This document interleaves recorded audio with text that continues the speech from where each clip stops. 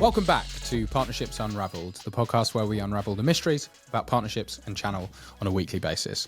My name is Alex Whitford. I'm the VP of Revenue here at Chanext, and this week I'm very excited to welcome my namesake, Alex. How are you doing? Doing all right. Thank you, Alex. How are you? Yeah, really, really good. Not only you my namesake, but you also have a job that I aspire to have. Maybe for the uninitiated, you can give us a little bit of a background and introduction to who you are and where you come from. Absolutely. My name is Alex Ruslyakov, Chief Channel Officer at Acronis. I'm with the company for over 18 years now, been in different roles and different positions.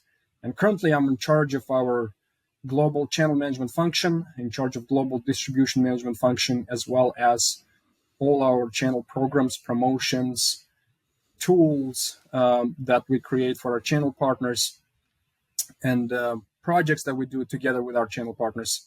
And my main objective is to help partners grow and to help them grow efficiently and to help them grow faster than they would do without us. Awesome. So everything channel, basically. I just said channel. Everything channel. Yeah. Nice. Now, what I find interesting, I'm familiar with Acronis as a brand and as a product. We've had Guider on the podcast. What I think, who also is one of your executive team, what I find interesting about your space is it's crowded. And so typically in a crowded space, the winner gets all the spoils. Talk to me about how you're becoming a differentiator, to partner, through partner. What does that look like? It is indeed a very crowded space. Moreover, we are present in more than one discipline. We are in data protection, we are in cybersecurity, we are in remote management to a certain extent, and automation to a certain extent. And it's super important for us to differentiate, and it's all about how we build the strategy, how we develop our product, and how we approach our partners. I think there are three main differentiators that we have. First, it's around the idea of simplicity. We live in the world where having access to information is not the key anymore. Everybody has access to the information. Information is on the tips of your fingers. It's all about being able to filter the information, condense it, and make use of it. And from that perspective, I mean, there are obviously tons of different offerings, millions of different features. Everybody claims to be the best. What we say is we're trying to make it simple for our customers and simple for our partners. And it's the concept of our product to make it unified, to make it a single agent, a single UI, single API for your data protection needs, your cybersecurity needs, for your device management needs, for your disaster recovery needs. So basically, especially when we're talking about the MSP segment, it's super important for an MSP to be efficient. It's super important for MSP to be scalable. And this is where we thrive. This is the message that we deliver to MSPs. You can get your necessary tools integrated into a single agent, and you can have your customers' environments protected with a single policy, single protection plan. And that brings a simplicity. And it's also the idea behind the design of the interface to make it intuitive, to make it simple, so that you don't have to read a ton of documentation. And if you think of an MSP business, and when you deliver different types of services, you need to provide backup, you need to provide disaster recovery, you need to provide data leak prevention, you need to provide endpoint protection, EDR, XDR, all these type of services. You need to do the remote device management and monitoring. You have to deploy 5, 6, 7 different agents, configure different policies for different softwares, have 6 different support lines to work with. That implies additional overhead. This is something that we are aiming to eliminate for the MSP and for the customer. So that's one thing. Another thing is the business model that we provide, that we deliver to MSPs, is built into the product. So what we provide is a platform Obviously, we're not the only vendor providing a platform, but the key thing is that there is a set of integrated services on the platform, and the integration and the built-in cross-sell capabilities are the key. So basically, if you're an MSP and you are starting to provide a single service for your customer, it's very easy for you to add other services into the customer's service portfolio by just a click of a checkbox in the UI interface. So let's say you started with endpoint detection and response. You got your customer's devices covered with the basic endpoint detection and response service, and then you start adding on top. You can upsell and cross-sell functionality. You can show them that, you know what, the NIST guidance is to have a backup. Aside from your cybersecurity protection, you have to have a backup. You have to be able to recover. So here is a list of your devices that are worth backing up, that have essential data that needs to be protected. You just click a button in the interface, and here you go. You upsell backup solution to your customer, and then, hey, there's a data leak prevention service that is available for you. For your tier 1 servers, you can have disaster recovery in the cloud, so that you can spin off a server almost instantaneously if something happens. So this is the nature of the cross-sell built into the platform.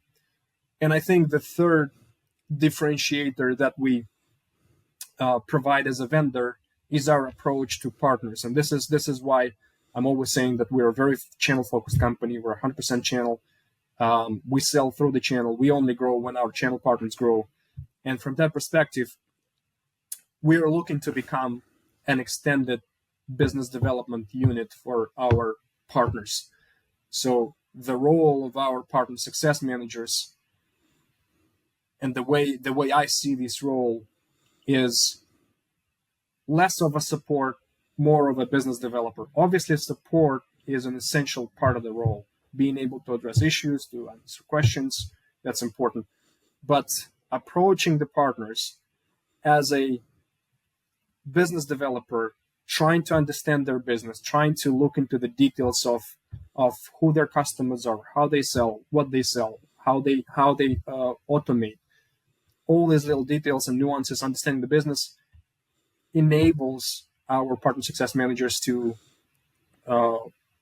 bring ideas, bring suggestions, and moreover, leverage the knowledge that we have from thousands of service providers that we work with, bring this knowledge over to a particular partner and help them grow faster. Maybe to double click on that last point, because I'm a VP of revenue. I run sales teams, and you're constantly evangelizing sort of how can we become more strategic? How can we become more consultative? How can we really understand customer problems deeply? Getting partner success managers to understand the unit economics of running a business and how to scale, and sort of putting themselves as that managing director or CEO of that company, that's got to be quite hard. One, to recruit or to train or to enable and build and foster a culture where you're being that super strategic, super consultative person. We have a lot of partner success managers, CAMs, on this who listen to this podcast. Maybe you can talk about how you encourage and drive that sort of behavior. There are two things. One thing is the mindset.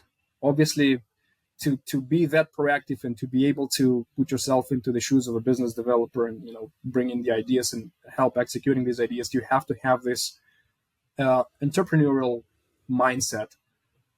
But at the same time, just having the mindset is not enough. You have to be equipped with the right tools. You have to have the information. You have to have the knowledge of the partner's business, which is why we have such a concept as a partner passport. That's our internal name. We call it partner passport, which is a more or less a questionnaire that we store in our CRM. And this is where you, as a partner success manager, you have to ask questions about partners' business to acknowledge how they run, how they operate, how they run their business. What are the key priorities for them? What are the key challenges? All the little details about their business, so that you are in the position to advise. Otherwise, your ideas would be just either very generic or just useless. That's one thing. But second thing is the tools that you have at your disposal need to be efficient, aggressive, and relevant for your partners. And that's where the aim of my organization is to create such tools for the PSMs to engage with partners and to help partners grow faster. We have various partner programs. We have unique, I call it sales development funds program, where we invest into our partners to help them grow faster. We have unique TeamUp programs with sport teams. We have a Sports Ignite program, which is a condensed version of a TeamUp partnership, which is where we help our service providers to connect with sport clubs and leverage their sport marketing benefits to build their brand, to strengthen their brand awareness, and to bring over new customers to their business. So these are the two core things: having the right mindset and being equipped with the right tools. I can imagine, maybe we'll touch on personnel, then I'm really keen to get into the sort of toolkit. I imagine hiring for that sort of profile, that really sort of entrepreneurial, driving partner business forward. I can imagine you get this sort of multiplicative effect as those people sort of grow within the business and become leaders within your organization. That's exactly the type of profile you also want, right? And so it's almost a bit like a sports team, to continue your analogy. You bring them in at the academy, and as they rise and they enter the first team or they enter leadership, right? It's great to have that profile of person, because that's how you're going to sort of advance your business. You've almost built this entrepreneurial academy, which I can imagine for a leader in your position, that's a great asset to have. Absolutely. We are as good as the people we have. We aim to hire top talent. We aim to hire people who are proactive. We aim to hire people who are hungry, who want to achieve something. That's the essence of the partner success management function, and that's how we prefer to have. That's the type of relationship we prefer to have with our partners, rather than taking a passenger seat and advising, or providing basic support. Awesome. Maybe then on to a couple of the toolkits. We also have channel chiefs and sort of program leaders who are listen and also come on the podcast. So please feel free to give them the keys to the kingdom.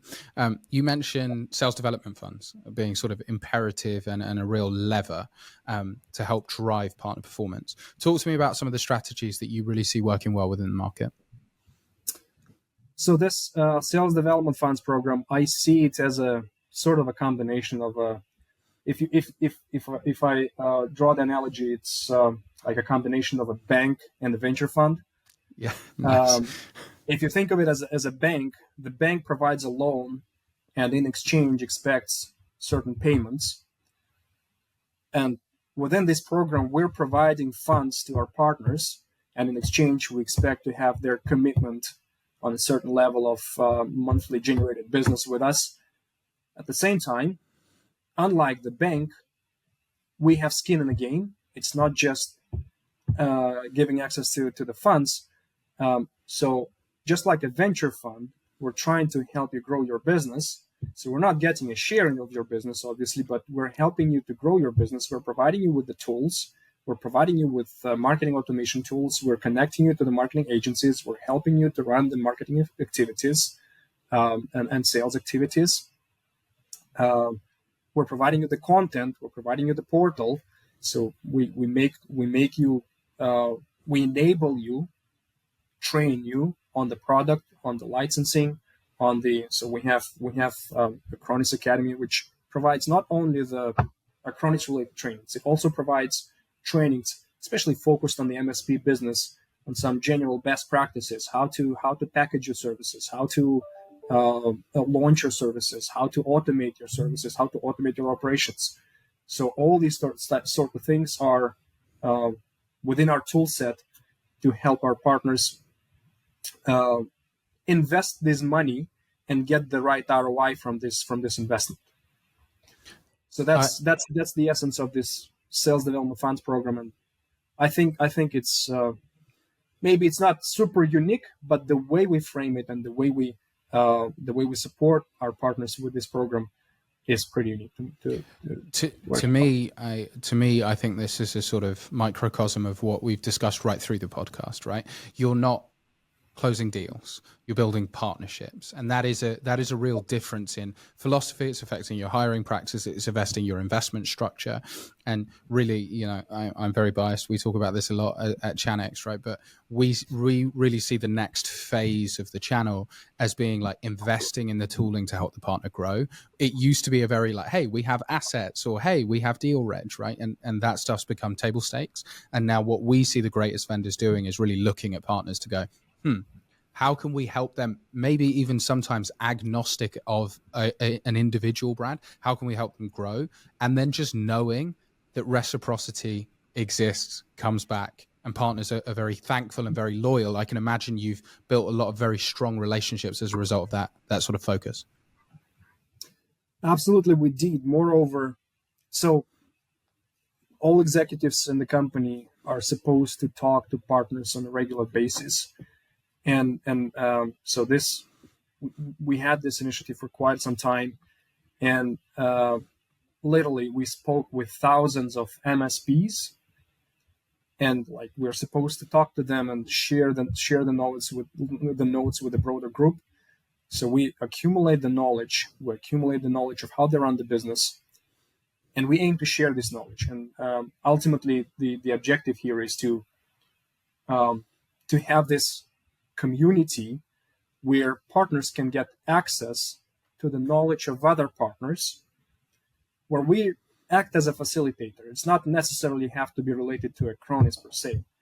It's we all vendors in that space are benefiting from the growth of the market of managed services. So for us to educate a partner on how to increase their footprint with their managed services is beneficial in general, even if it's not Acronis specific. So this is one of the ideas that we're trying to grow within our channel ecosystem, and this is the idea that we circulate with our integration partners. We have tens of integration partners that we integrate with within our interface, and even with some competitors, it doesn't really matter as far as you provide the capabilities to leverage the tool set and you provide the knowledge to these partners on how to grow their business. Everyone will benefit.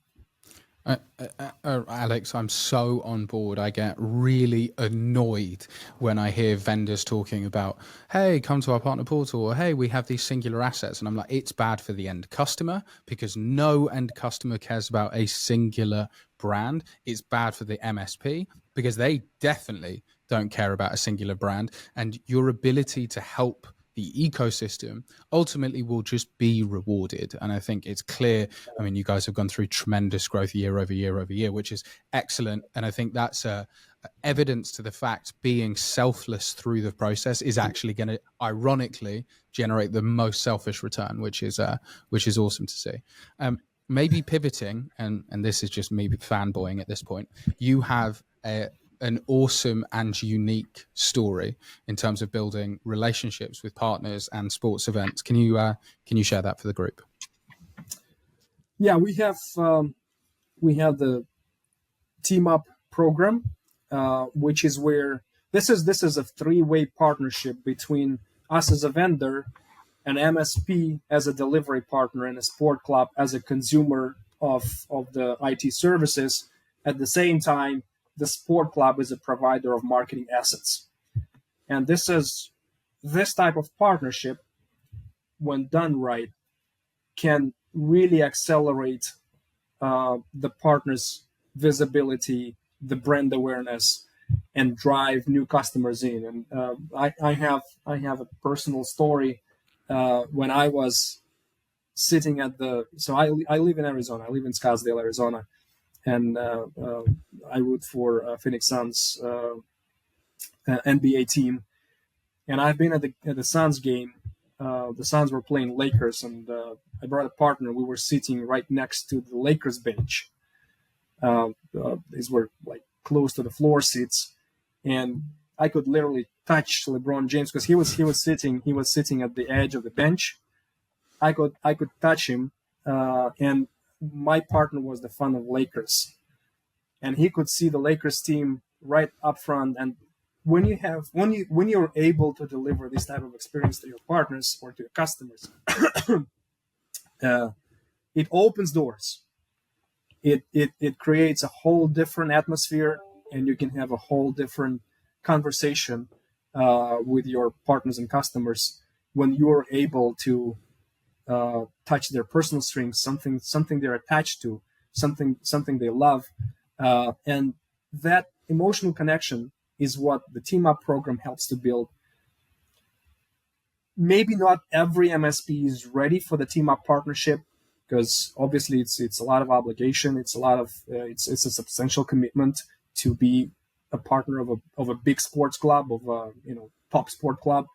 But there's also we created a smaller version of the TeamUp program called Sports Ignite, and with the Sports Ignite program, it's not that you're becoming an official delivery partner for the sport club, but you are gaining a set of marketing assets from a sport club, which you can leverage for your marketing activities and brand awareness.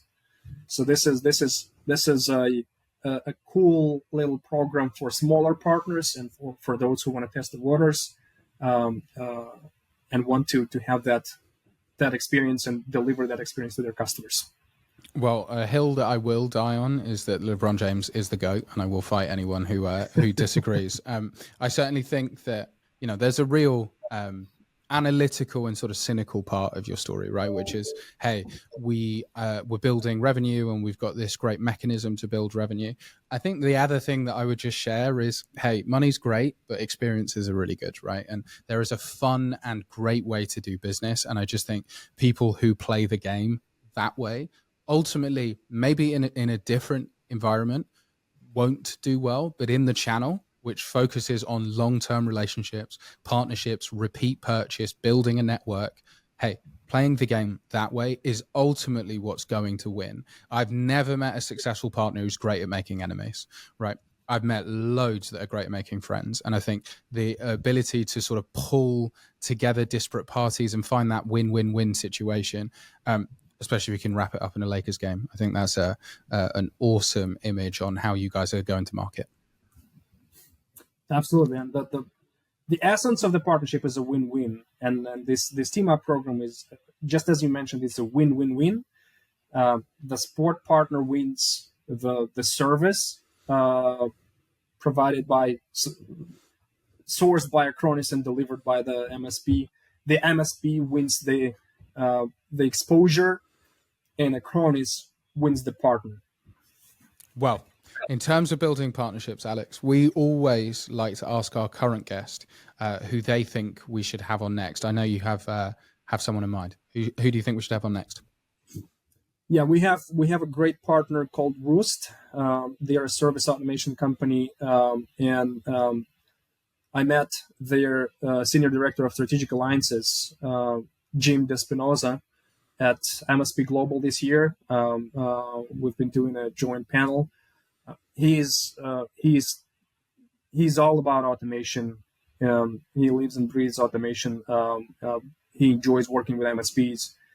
I think he'll be a great candidate for your next interview. Awesome, Alex. It's been a real pleasure having you on. Thanks so much for sharing your experiences. Thanks a lot, Alex. Likewise.